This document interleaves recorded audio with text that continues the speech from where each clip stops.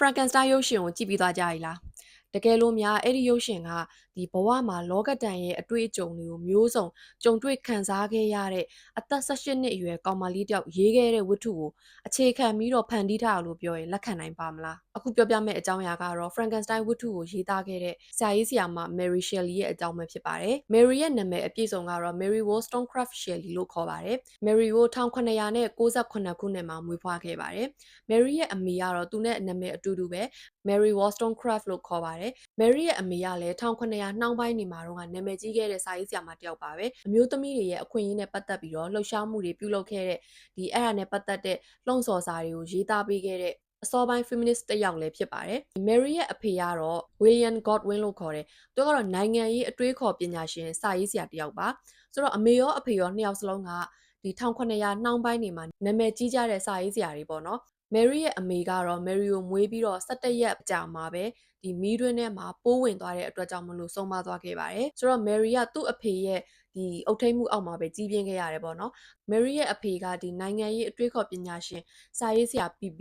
အရန်ကုန်မှာစီကံတင်းကျပ်တယ်ဒီ Mary ကိုလည်းမျှော်လင့်ချက်တွေအများကြီးထားတယ် Mary ကိုယ်တိုင်ကလည်းအောင်မြင်တဲ့သူတယောက်ဖြစ်လာခြင်းနဲ့ဒီသူ့ရဲ့အမေရဲ့ခြေရာကိုမှီခြင်းတယ်ပေါ့နော်ဒါပေမဲ့တစ်ဖက်မှာဆိုလို့ရှိရင်လည်းသူ့အဖေရဲ့မျှော်လင့်ချက်ကအရန်ကြီးမားတဲ့အတွက်ကြောင့်မလို့သူ့အနေနဲ့လည်းချက်ချင်းအောင်မြင်တဲ့သူတယောက်ဖြစ်မလာနိုင်သေးတဲ့အတွက်ကြောင့်မလို့ PR ကြီးလည်းတော်တော်များပြီးတော့ကြီးပြင်းလာခဲ့ရပါတယ် Mary ရဲ့ဘဝမှာသူ့ရဲ့အဖေကတိတ်ပြီးတော့လူသားဆန်ဆန်နှွေးထွေးမှုမရှိတဲ့အတွက်ကြောင့်မလို့ Mary မှာသူ့ရဲ့ခိုနားရဆိုလို့သူ့အမေရဲ့အုပ်ကူပဲရှိတယ်သူ့အမေရဲ့အုပ်ကူကိုပဲသွားပြီးတော့သူစာအုပ်တွေဖတ်တယ်သူ့အမေကိုအဲ့ဒီနေရာမှာသွားပြီးတော့ရှင်ဖွင့်တယ်ပြောဆိုတယ်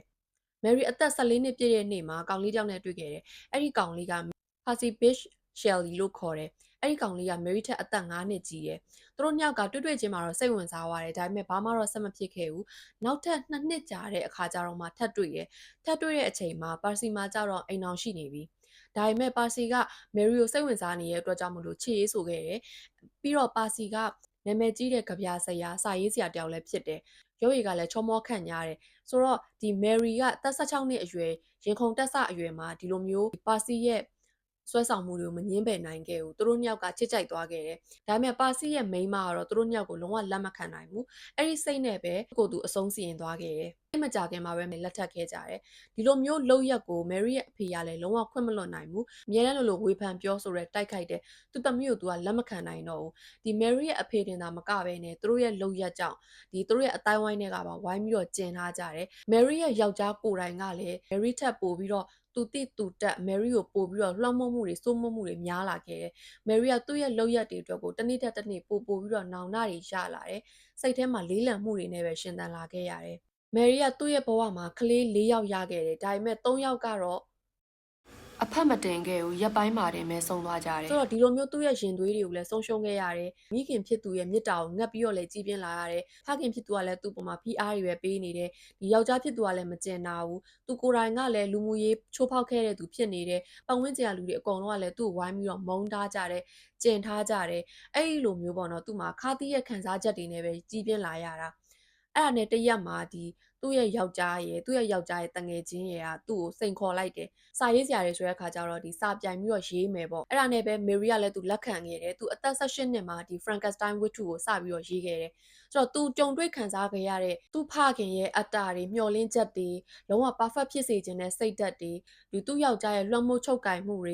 ေပြီးတော့သူကိုယ်တိုင်ကြုံတွေ့ခံစားခဲ့ရတဲ့ဒီသားကိုဆုံးရှုံးသွားပြီးတော့ပြန်လည်ပြီးတော့ရှင်သန်စေခြင်းနဲ့စိတ်ဓာတ်တွေအဲ့လိုခံစားချက်တွေကိုသူက Victor Frankenstein ဆိုတဲ့ character ထဲမှာသူကအပြည့်အဝထည့်သွင်းပြီးတော့ရေးခဲ့တယ် Mary ရဲ့ဘဝမှာရှိခဲ့တဲ့အမျိုးသမီးတွေသူ့ရဲ့မိခင်ဒီပါစီရဲ့ပထမမိန်းမပြီးတော့သူ့ရဲ့ဖေးတူမအေကွဲညီမဆိုလို့ရှိရင်လည်းသူ့ကိုယ်သူအဆုံးစီရင်ပြီးတော့လောကကြီးကနေထွက်သွားခဲ့တာဆိုတော့ဒီအမျိုးသမီးတွေရဲ့ခံစားချက်ကိုသူက Elizabeth ဆိုတဲ့ character အနေနဲ့ပုံဖော်ခဲ့တယ် Mary ကိုယ်တိုင်ခံစားခဲ့ရတဲ့ PR တွေပတ်ဝန်းကျင်ကနေပြီးတော့သူ့ကိုစွန့်ပစ်ထားမှုတွေအတိမတ်ပြုမခံရမှုတွေအထီးကျန်မှုတွေအထင်လွဲမှားခံရမှုတွေအဲ့ဒီခံစားချက်တွေကိုကြတော့ The Creator ဆိုတဲ့ character ထဲမှာသူကထည့်သွင်းပြီးတော့ပုံဖော်ခဲ့ပါတယ်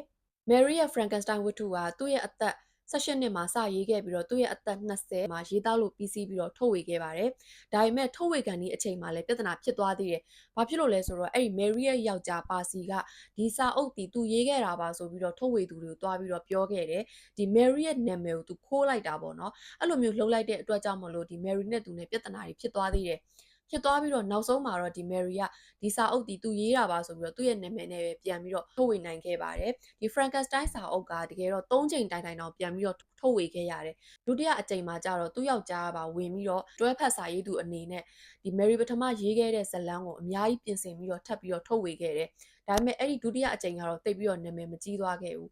အဲ့ဒါက1823ခုနှစ်မှာထုတ်ခဲ့တာ1831ခုနှစ် Mary အသက်30ကျော်သူ့ရဲ့စာရေးရဲ့ပညာကလည်းအရင်အသက်18နှစ်တုန်းကထပ်စားလို့ရှိရင်အများကြီးပို့ပြီးတော့ကျွယ်ဝလာပြီးအဲ့ဒီအချိန်မှာထပ်ပြီးတော့သူကစိတ်ကြိုက်ပြန်ပြင်ဆင်ပြီးတော့နောက်တစ်ချိန်ထပ်မံထုတ်ဝေခဲ့ပါတယ်Mary ဒီစာအုပ်ကိုစပြီးတော့ရေးခဲ့တဲ့1873ခုနှစ်ဝန်းကျင်တုန်းကပြက်စစ်ကိုစပြီးတော့တင်တွင်ကြဲကြဲအသုံးပြုဖို့အတွက်စမ်းသပ်မှုတွေပြုလုပ်နေကြတဲ့အချိန်ပေါ့နော်အဲ့ဒီအချိန်မှာအဲ့ဒီစေးပညာမှာလည်းစမ်းသပ်မှုတွေအများကြီးလုပ်နေတယ်ဒီဖားအသေးကောင်တွေကိုလျှက်စစ်နဲ့ short ရိုက်ပြီးတော့ပြန်ပြီးတော့အသက်သွင်းဖို့အတွက်စူးစမ်းတာတို့ပေါ့အဲ့ဒီဥစ္စာတွေကိုတွေ့ပြီးတော့ဒီ Mary ကဒီ The Creator ကိုဒီတခြားခန္ဓာကိုယ်အစိတ်ပိုင်းနေနဲ့ပြန်ပြီးတော့အသက်သွင်းတဲ့ကဏ္ဍကိုရေးဖို့အတွက်အကြံရခဲ့တာပါဒီခေတ်မှာတော့ကဆိုလို့ရှိရင် Mary ရေးခဲ့တယ်လို့မျိုးဒီ horror gothic ဖြစ်တဲ့ဒီစာရေးဆရာတွေကအရန်ကိုမှရှားပါသေးတယ်။အတွက်ကြောင့်မလို့ Mary Shelley ရဲ့လက်ရာကရတာအသစ်တစ်ခုကိုစပြီးတော့ဖန်တီးခဲ့ရလို့ပြောရမှာပါ။ Mary ရဲ့ယောက်ျားပါစီကသူ့ရဲ့အသက်29နှစ်မှာကိုအဆုံးစီရင်သွားပါတယ်။ပါစီကိုတကြိုတဲ့အချိန်မှာပါစီရဲ့နှလုံးကမီးကျွမ်းပေမဲ့ဒီအဆိုင်ခဲမပြတ်ဘဲနဲ့ကြံနေတဲ့အတွက်ကြောင့်မလို့ဒီ Mary ကပါစီရဲ့နှလုံးကိုနှစ်30ကျော်ကြာအောင်တင်ထားခဲ့ပါတယ်။ဒီအဲ့ဒီတင်ထားတဲ့နှလုံးကိုလည်း Mary ဆုံးသွားပြီးတဲ့နောက်ပိုင်းမှာပဲတွေ့ခဲ့ရတာပါ။ဆိုတော့ဒီ Mary Shelley ရဲ့အကြောင်းကိုရိုက်ထားတဲ့ရုပ်ရှင်လည်းရှိပါတယ်ရုပ်ရှင်ရဲ့နာမည်ကလည်း Mary Shelley လို့ပဲခေါ်ပါတယ်2018ခုနှစ်တုန်းကထုတ်ထားတာမင်းသမီးကတော့ Elle Fanning မှာဆိုတော့ Frankenstein ကိုကြိုက်တယ်ဆိုလို့ရှိရင် Mary Shelley ကိုလည်းကြည့်ဖို့အတွက် recommend လုပ်ပါတယ်အဆုံးထိကြည့်ပေးခဲ့ကြတဲ့အတွက်အားလုံးကျေးဇူးတင်ပါတယ်